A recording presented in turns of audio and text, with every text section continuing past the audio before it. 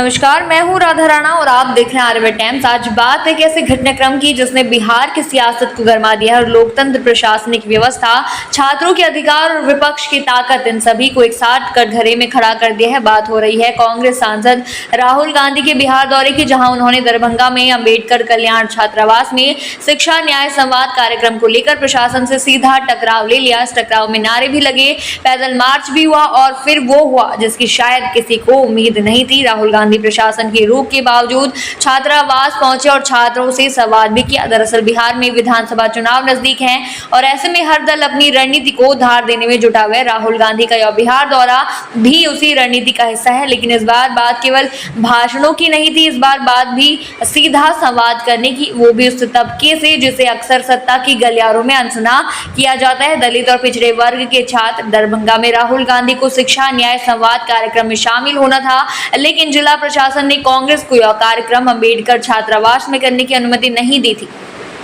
प्रशासन की तरफ से टाउन हॉल को वैकल्पिक स्थान के रूप में बताया गया, मगर राहुल गांधी ने साफ कर दिया कि संवाद वहीं होगा जहां से समाज का हाशिया पर खड़ा छात्र अपनी आवाज उठाना चाहता है। राहुल गांधी दरभंगा पहुंचे और सीधे ललित नारायण मिथिला विश्वविद्यालय के डॉक्टर नागेंद्र झा स्टेडियम तक गए। वहां जब उन्होंने छात्रावास की ओर बढ़ना चाहा तो प्रशासन ने खानकाह चौक पर उनके काफिले को रोक दिया, लेकिन राहुल पीछे नहीं हटे। उन्होंने पैदल मार्च शुरू कर दिया। उनके साथ कांग्रेस के कार्यकर्ता, छात्र, समर्थक और कैमरों की भीड़ भी चलने लगी। पुलिस प्रशासन पूरी कोशिश करता रहा कि राहुल को रोका जा सके, लेकिन वो अंततः छात्रावास तक पहुंच ही गए। यहाँ पर राहुल गांधी ने जो भाषण दिया उसमें उन्होंने प्रशासन, सरकार और सत्ताधारी दलों पर जमकर निशाना साधा।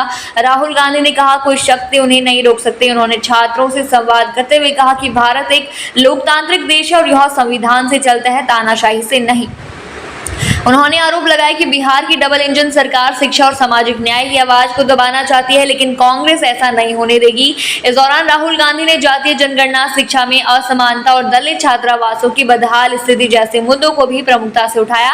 उन्होंने कहा कि अगर कांग्रेस की सरकार बनती है तो दलित छात्रावासों की स्थिति में सुधार किया जाएगा। उन्होंने ये भी कहा कि देश में बड़े पदों पर दलितों को उनका उचित प्रतिनिधित्व नहीं मिल रहा है और सारा धन सिर्फ 5 से 10 अमीर लोगों के पास जा रहा है। राहुल ने केरल का उदाहरण देते हुए कहा कि जैसे वहां जातीय जनगणना हो रही है वैसे ही पूरे देश में होनी चाहिए।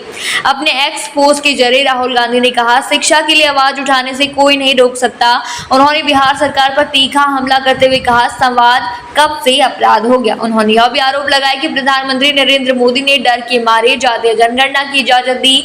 उन्होंने कहा कि यह सरकार अडानी अंबानी की है, जनता की नहीं। इस पूरे घटनाक्रम पर आप लोग क्या सोचते हैं हमें कमेंट सेक्शन में जरूर बताइए और बने रहिए आर्यभट्ट टाइम्स के साथ ही चैनल को सब्सक्राइब करना न भूलें और हमारी फेसबुक और वेबसाइट के साथ भी जरूर जुड़ें।